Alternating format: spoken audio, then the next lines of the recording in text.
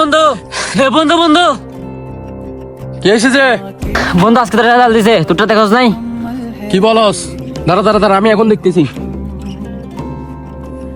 দেখ দেখ তাহলে দেখ। ওরে বেটা, আমি তো 5 হয়ে গেছি বেটা। বন্ধু বন্ধু আমারটা দেখতে তাড়াতাড়ি। বেটা তুই তো প্লাস পাইছিস বেটা। আচ্ছা আমরা দুইজন তো 5 হয়ে গেছি। আকিবের কি অবস্থা? ওরা তো সারাদিন দেখিও নাই। হ্যাঁ বেটা, আচ্ছা ওরা একটু খোঁজ নিতে হবে। চল তুই কোথায় দেখে আসি। বন্ধু দেখ দেখ, ওই দেখে আমি বসে আছে বেটা। আচ্ছা চল তো। এই বন্ধু, ওই আজকে রেজাল্ট দিছে না? তুই এখানে কি জন্য বসে আছস? এদিকে আয় বেটা। এটা ওটা কথা কি যেন বলতে চাস না? চল ওর এখানে গিয়ে যায় দেখি বেটা। আচ্ছা আসতো। ওই এখানে কি জন্য বসে আছস? আর আজকে রেজাল্ট দিছে না?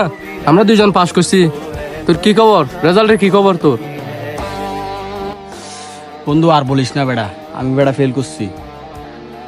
এত কষ্ট করে পড়ালেখা করছি, তাও যদি ফেল যাই কেমন লাগে বল? আমি কি করবো আমি নিজেও বুঝতেছি না।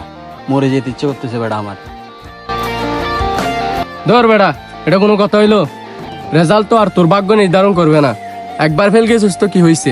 লাইফ তো সারা জীবন, তোর লাইফ তো এখনো পড়ে আছে। হ্যাঁ, আত্মহত্যা এগুলো করিস না। টেনশন বাদ দে মামা, এগুলো করিস না। স্বাভাবিক। চল চল আমাদের সাথে চিল কর বেটা, চিল কর। কি হয়েছে বেটা? আমরা আসছি না? মামা আয়। আয় মামা আয়।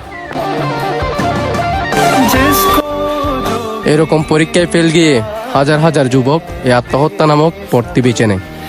এই দুঃসময়ে যদি তাদের পাশে এরকম বিশ্বস্ত বন্ধুগুলো দাঁড়ায়, তাহলে তারা তাদের জীবনকে আরো সুন্দর করে গুছিয়ে নিতে পারবে।